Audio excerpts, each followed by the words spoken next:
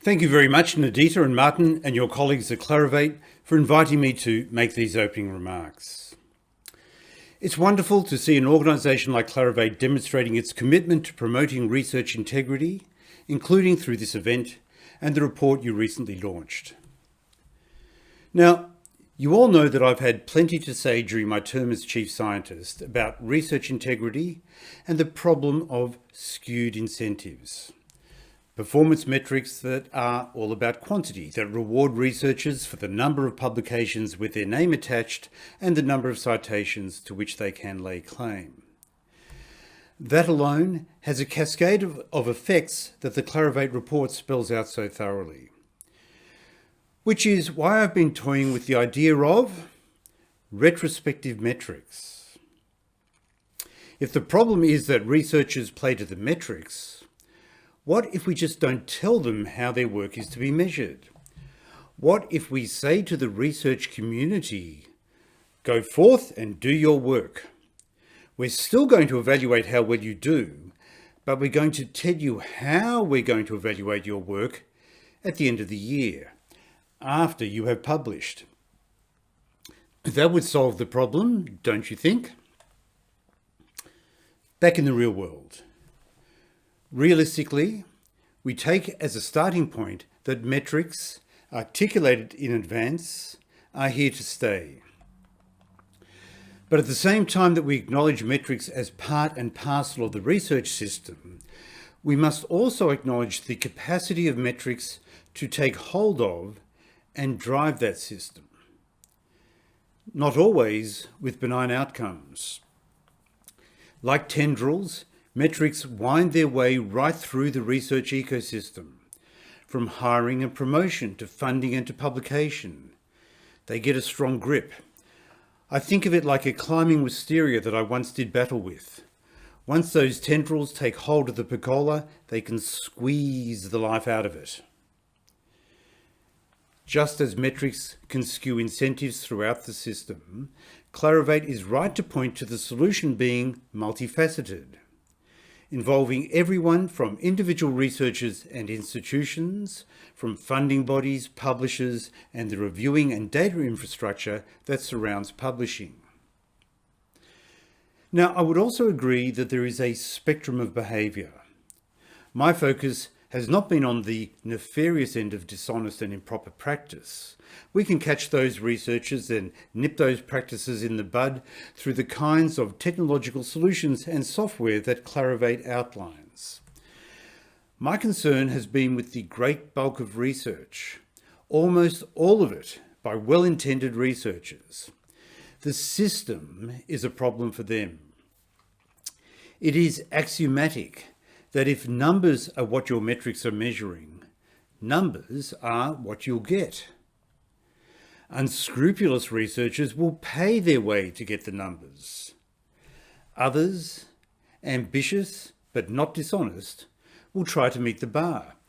This might mean by maximising opportunities to have their names on papers, or even chopping up their results to create two papers where one might suffice. Researchers will do this not simply because it advances an individual career, but because they are doing as their institutions, the funding agencies, the journals, and the metrics demand. But you know this, we all know this. We have little choice but to play the game we are in. The game is what has to change. Let me say, I don't want to unwind the system, but I do want to tame it. My approach, being born an engineer and trained as an engineer, has always been to identify opportunities for tangible change, things that go beyond expressions of good intent. So the question is, what kinds of metrics will encourage the behaviour we want? From where I sit, what matters is that the output of our researchers is of the very highest quality. It is replicable. It is thorough. It has chased down the anomalies and asked questions of itself. It has set the task at the outset, not in retrospect. it is carried out with integrity. How do we create the right incentives to get there, to encourage this model of the modern researcher? Well, last year I promoted 3 actions that I think would drive real change. First, accredited research integrity training should be a prerequisite for applying for a grant.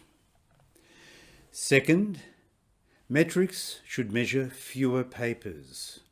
We've all heard and admired the rule of 5 or the rule of 10.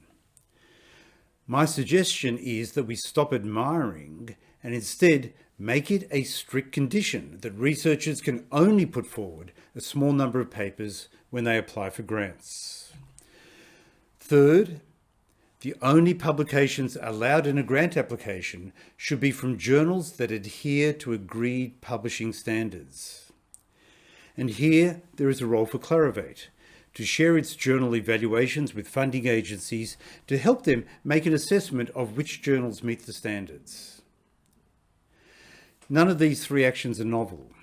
What is novel is my proposal that meeting all 3 actions be a strict condition of applying for a grant from the ARC, from the NHMRC, from the MRFF, and from all the funding agencies in other countries.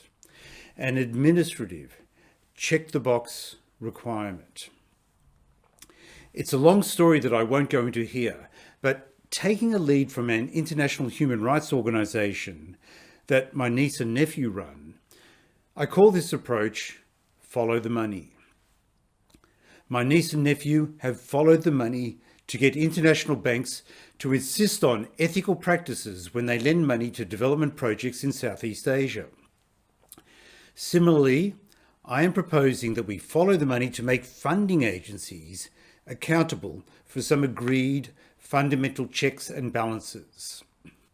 The 3 actions I have proposed are not the entire solution, but they do reset the equation.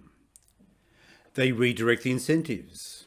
They put some new stakes in the ground to guide the tendrils of our research ecosystem. I challenge the funding agencies.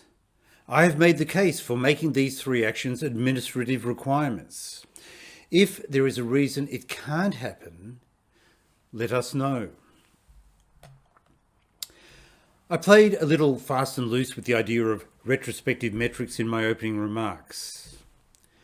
Clarivate people, I note that your research report carries a sensible warning about the need to consider changes to metrics very carefully, because any set of measurable standards will shape behaviour.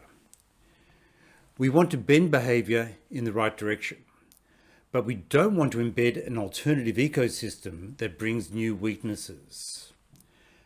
I support the changes Clarivate continues to make to ensure its analytics are relevant and used responsibly.